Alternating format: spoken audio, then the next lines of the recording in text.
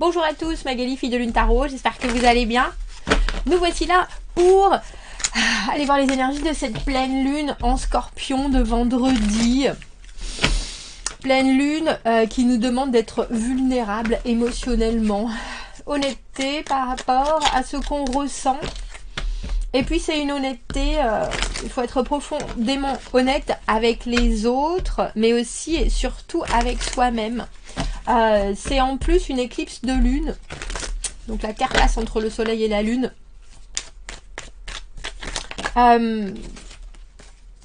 Et donc les éclipses de lune, ça nous parle de révélations majeures.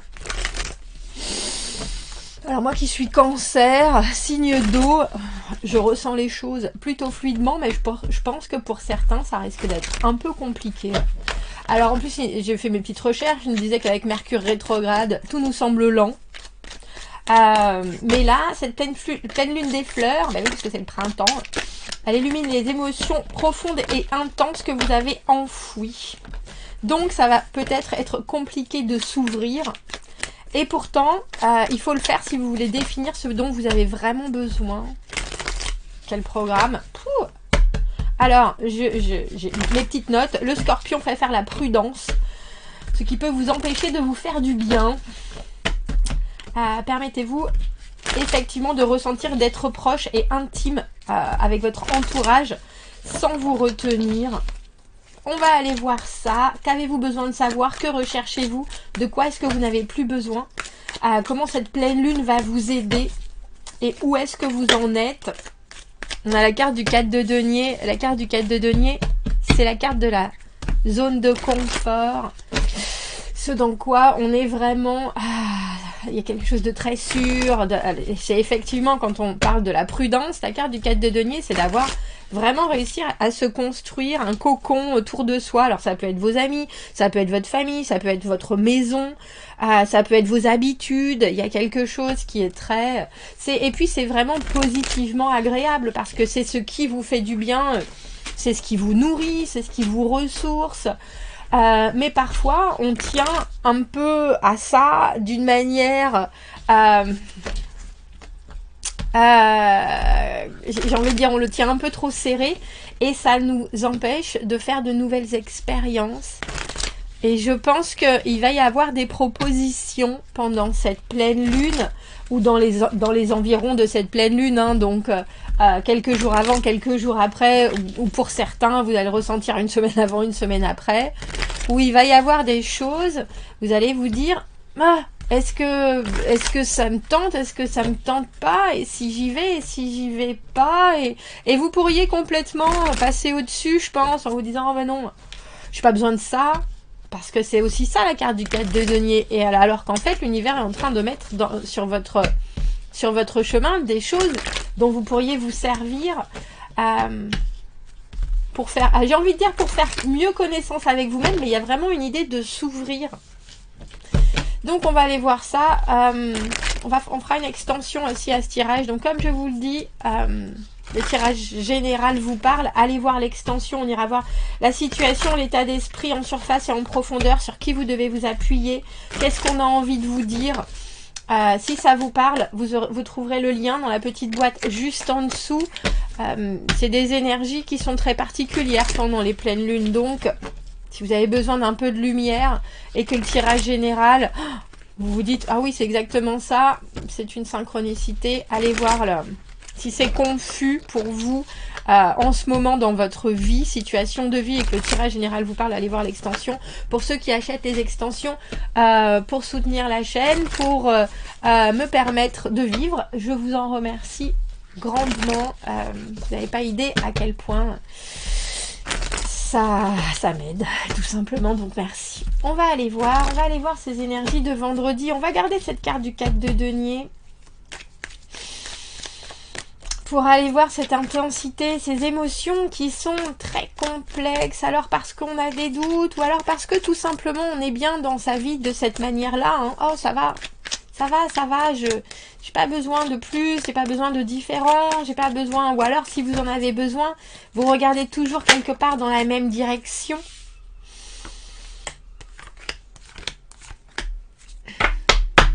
On voit, qu'avez-vous besoin de savoir? Le valet de denier, là, dans cette position, on a presque l'impression déjà que les cartes vous disent quel est votre prochain projet. Qu'est-ce que vous avez envie de vous ouvrir comme porte potentielle? C'est du long terme. Valet de denier, c'est une envie qui pointe, hein, justement. Alors, on parle de cette pleine lune des fleurs. C'est toutes les fleurs qui commencent à joyeusement bourgeonner, à s'ouvrir. Quelque chose dans lequel on se projette, mais qu'on n'a pas encore complètement défini. Valet de denier, un messager, ça peut être quelqu'un qui vient vous offrir quelque chose, mais c'est drôle parce que c'est timide sans l'être. C'est timide parce que ça a besoin d'être travaillé.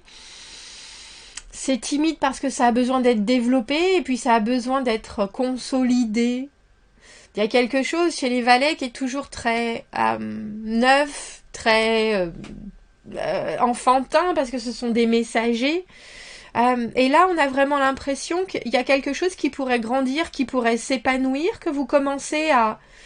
Alors j'ai envie de dire, vous commencez à vous poser la question, est-ce que ça pourrait être stable? Est-ce que ça pourrait effectivement évoluer? C'est un potentiel, le potentiel d'un grand projet, mais c'est un peu comme si on vous parlait de quelque chose et que vous, pour l'instant, vous regardiez des photos et que vous étiez en train de vous imaginer, en train de vous projeter, en train de regarder si vous avez ce qu'il vous faut pour vous l'offrir. Et en même temps, cette personne, elle a quelque chose d'une grande candeur dans le regard quand elle vous propose ce denier-là. Que recherchez-vous? On a l'as d'épée. Vous recherchez des certitudes. Vous recherchez une décision. Vous recherchez un oui franc. Vous recherchez quelque chose. En plus, j'aime beaucoup ce tarot, le cristal tarot. Regardez. C'est mettre le doigt sur une émotion avec ce petit crabe qu'on a qui représente le cancer. Hein. Qu'est-ce que tu ressens? Qu'est-ce que ça te fait? Comment est-ce que ça te fait vibrer? Qu'est-ce que tu as envie de dire? Qu'est-ce que tu as envie? On a un peu l'impression que dans cet as d'épée, vous regardez ce valet de denier, que ce soit, comme je vous le dis, des photos, une idée, un projet, quelque chose, quelqu'un qui vous apporte quelque chose de concret, mais qui n'est encore que naissant. Il y a quelque chose avec cet as d'épée. Vous avez besoin d'une grande honnêteté, mais c'est une honnêteté qui, j'ai presque envie de dire, qui n'est pas obligatoirement porteuse d'un engagement. C'est juste, est-ce que tu ressens la même chose que moi? Est-ce que ce que je vois, tu le vois aussi? Est-ce que c'est aussi clair pour toi que ça l'est pour moi? Et puis il y a cette idée avec cet as d'épée d'une décision. L'as d'épée, c'est une vision. C'est quelque chose qui est, j'appelle ça l'intégrité. Et l'intégrité, bien entendu, c'est ce que l'on est, c'est ce que l'on a envie de faire perdurer. Il y a quelque chose d'une grande clarté, de communication aussi, je pense, dont vous avez besoin. Et le valet de denier, c'est très... Alors, je ne vais pas dire que c'est très alambiqué, mais il y a tellement de détails qui seront à voir, il y a tellement de choses qui seront à prendre en considération que dans l'immédiat, on préfère avoir une vue d'ensemble. Et vous, la vue d'ensemble, elle ne vous suffit pas.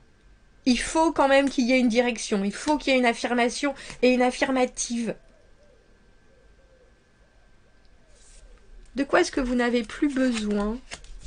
On a le 9 de bâton à l'envers. 9 de bâton à l'envers, c'est fou. On parlait de vulnérabilité. Le 9 de bâton à l'envers, c'est être sur la défensive. C'est être sur la défensive, c'est se protéger, c'est se garder de l'extérieur parce que on a l'impression qu'on a déjà fait beaucoup d'essais et qu'on a attrapé beaucoup de balles au bond et que parfois ça nous a un peu éclaté dans la figure et que ça nous a amené sur des chemins qui étaient bien longs, bien compliqués, bien durs. Du coup, c'est la carte que j'appelle de Anne, ma sœur Anne, ne vois-tu rien venir, où on est en train d'essayer de regarder des choses, de voyager, de prendre du courage mais en même temps, on est dans notre tour bien fermé. On laisse personne rentrer et on n'en sort pas. Il y a quelque chose où il manque presque un autre éclat ou un nouvel apport, quelqu'un qui nous tende une perche pour qu'on fasse, j'ai presque envie de dire, le dernier pas avant de pouvoir se libérer dans l'action, mais aussi avant d'être vraiment défini sur le prochain geste à faire. Et ça, vous devez le laisser derrière vous. Comment cette pleine lune va vous aider? Ben, elle vous offre des options, tout simplement. Alors, elle vous offre des options qui ont du sens. Hein. Vous voyez, on est dans ces deniers. Elle vous offre des options qui sont des choses qui font écho. Et puis, elle vous permet, en plus, cette pleine lune, d'éclaircir certaines choses sur des valeurs qui sont très importantes pour vous. Il y a quelque chose dans cette carte du 2 de denier où, effectivement, en plus avec ce soleil, vous voyez, on a un soleil en haut et on a ce qui est une graine ou un potentiel avec ce signe féminin en bas. La fertilité est là où on peut la faire grandir.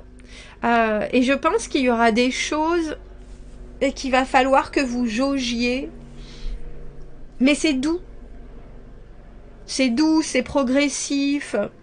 Il y a cette idée de garder tous les possibles ouverts et puis quelque part d'analyser ou de ressentir les choses d'une manière très simple et très saine.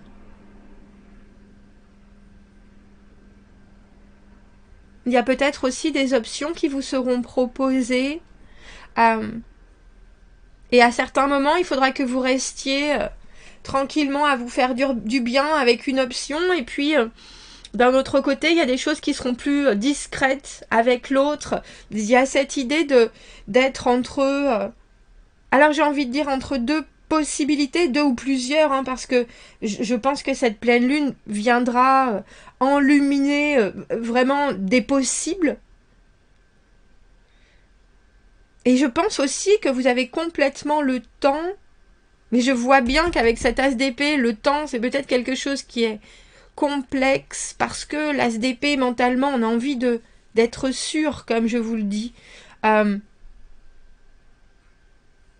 Et là, au contraire, on a presque l'impression que cette pleine lune vous demande d'envisager des choses qui seraient plus ouvertes presque que ce que vous espérez ou que ce dont vous pensez avoir besoin. Il y a un côté aussi un peu vous laisser porter par ce qui est à proximité, ce qui est là, ce qui fait sens. On éclaircira cette carte. Et vous, où est-ce que vous en êtes? On a la carte du 6 de bâton à l'envers. La carte du 6 de bâton à l'envers, pour moi, c'est manquer de confiance en soi. Manquer de confiance en soi alors qu'on a vécu bien des choses et qu'on a passé bien des épreuves et qu'on a aussi fait la paix avec soi-même, mais il reste encore un petit besoin de soutien extérieur. Il y a aussi cette idée de s'en faire un peu de l'image que l'on peut dégager ou de ce qu'on va créer, de la façon dont on va impacter les gens. Et ça, c'est drôle parce que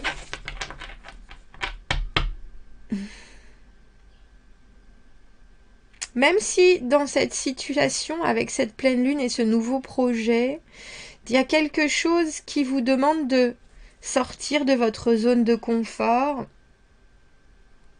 il y a aussi probablement quelque chose qui vous demande de vivre quelque chose que vous ne vous êtes pas encore permis de vivre.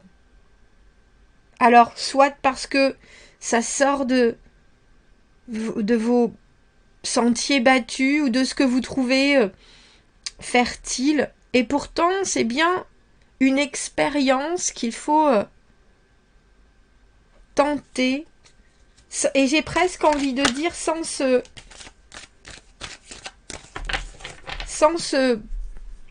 soucier de... Vous voyez, on a le pape à l'envers, l'anticonformiste. Ne pas suivre les règles, ne pas suivre les traditions. Alors le pape à l'endroit, c'est la carte du mariage. Le pape à l'envers, c'est justement se dire que le mariage, ça veut rien dire. Que l'engagement peut être complètement différent. Et qu'il y a aussi une certaine souplesse dans les règles.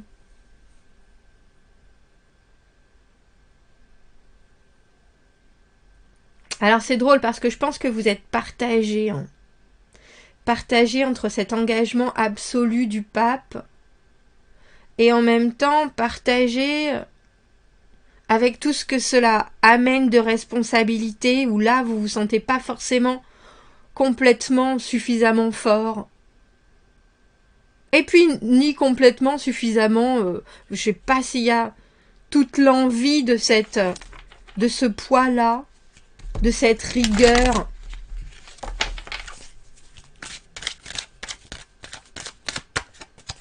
Est-ce qu'on pourrait éclaircir ce 2 de denier?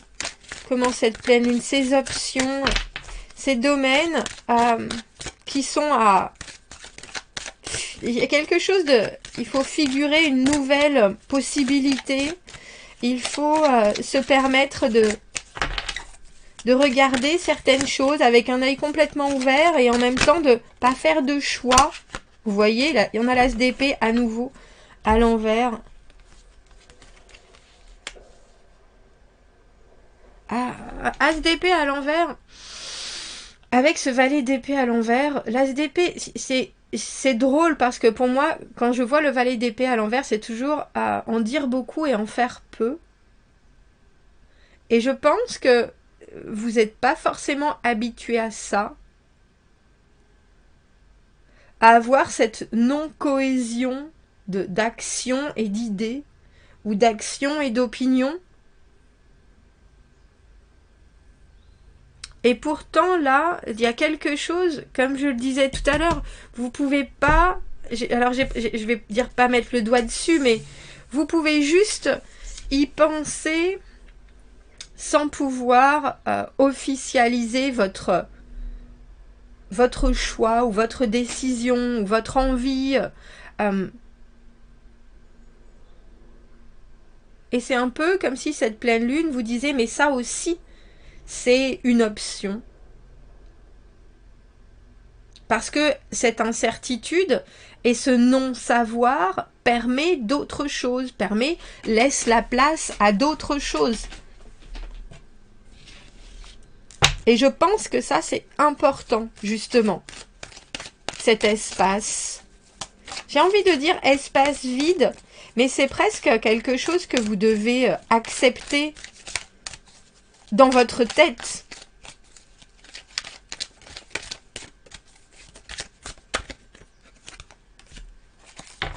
Et ça, c'est pas facile. C'est drôle parce que cette pleine lune, c'était la cinquième pleine lune de l'année. Et pour moi, le 5, c'est le pivot entre l'envie, entre les rêves et la réalité, entre plonger dans quelque chose d'une façon absolue, dans l'action, dans les décisions. C'est vraiment passé à on est dedans, hein, on est dedans jusqu'au cou. Et là, on a le 5 de coupe. Et le 5 de coupe, c'est le moment où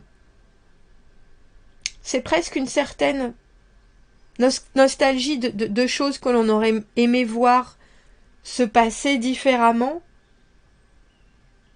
Mais on peut rien faire là-dessus et en même temps, c'est aussi expérimenter avec des nouveaux ressentis. Et là, de toute façon, on a l'impression avec ce 9 de bâton et cette force à l'envers que cette énergie, toute cette bataille que vous avez eue auparavant, il y a plus de là pour le coup, il n'y a plus d'espace pour ça. Il faut vraiment laisser tomber des barrières et être, alors j'ai envie de dire avec cette force à l'envers, être aussi nature que possible, parce que la force, c'est la maîtrise des émotions, et là on vous parle de vulnérabilité. Et j'ai le sentiment pendant cette pleine lune que vous avez le droit de vous montrer déçu, que vous avez le droit de vous montrer plein d'espoir, que vous avez le droit d'être justement très clair dans vos propres intentions, tout en jonglant avec ce qui vous est offert. Parce que pour l'instant, il n'y a rien de complètement formel. et qu'il faut faire avec sans se protéger à nouveau et du coup tout refermer.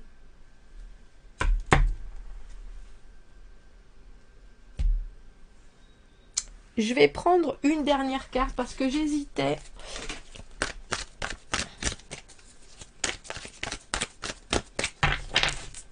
Qu'est-ce qu'on a envie de vous dire avec cette pleine lune? Qu'est-ce que l'univers a envie de vous transmettre comme message par rapport avec ce valet de denier à ce qui est possible? Oh, tout est possible. Pour moi, la carte de la roue de fortune, c'est tout est possible. C'est aussi la carte du karma. C'est la carte de prenez les choses et sachez vous contrôler. Mais aussi, sachez jouer avec les énergies qui sont autour pour en faire ce que vous voulez. La roue tourne, et parce que la roue tourne, on peut boucler certaines boucles. Il y a une idée de... S'il y a des choses qui vous reviennent en pleine figure, vous pouvez très probablement les laisser derrière en agissant différemment ou en réagissant différemment. C'est-à-dire que la roue de fortune, c'est aussi, comme je vous le dis souvent, l'univers qui vient vous remettre certaines choses au devant de votre chemin parce que vous n'avez pas compris la leçon auparavant. On appelle ça les cycles, mais...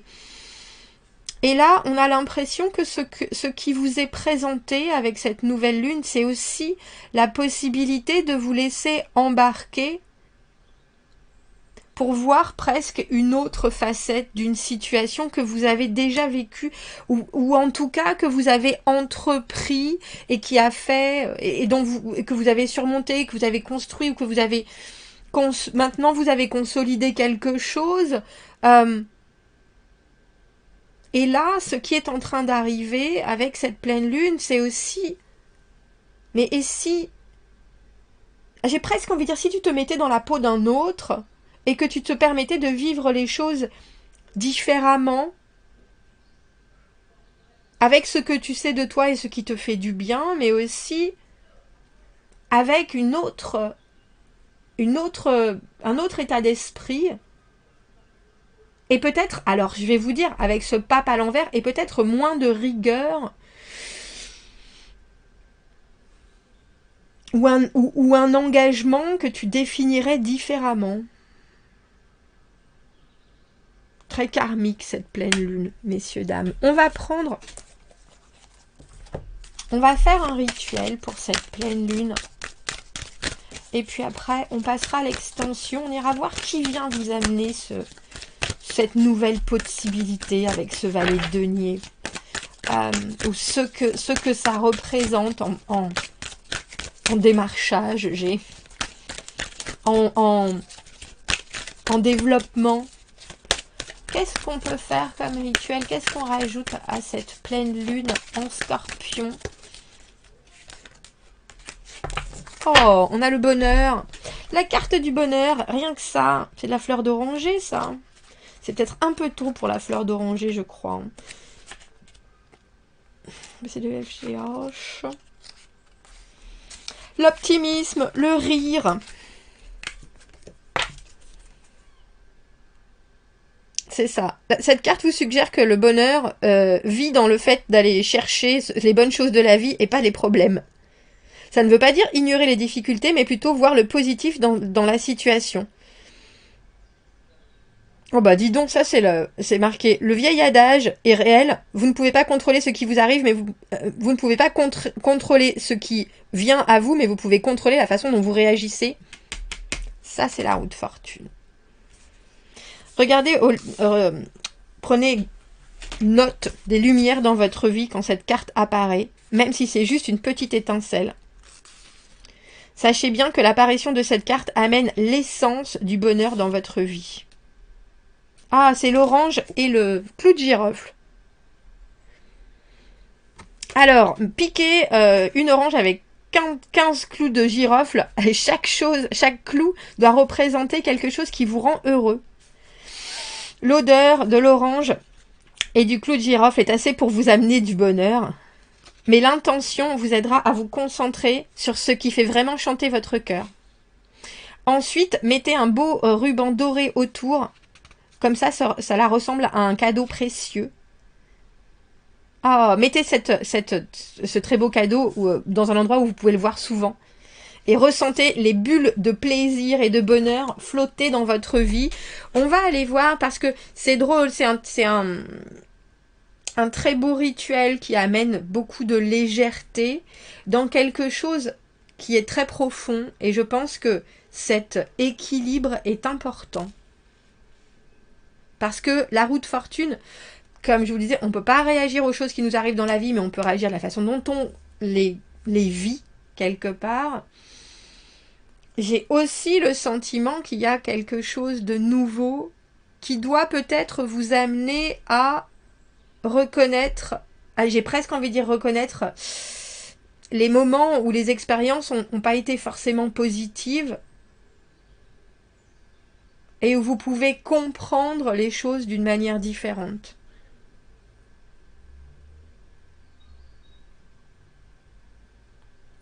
On va aller faire cette extension. Si vous m'y retrouvez, vous avez le lien dans la petite boîte juste en dessous. On va aller voir l'autre côté du rivage. Qui vous apporte ce valet de denier? Et pourquoi vous avez besoin de cette certitude, cette officialisation, cette signature presque? Si vous me retrouvez dans l'extension, vous avez le lien dans la petite boîte juste en dessous. Sinon, je vous souhaite une très belle pleine lune et je vous dis à bientôt. Au revoir.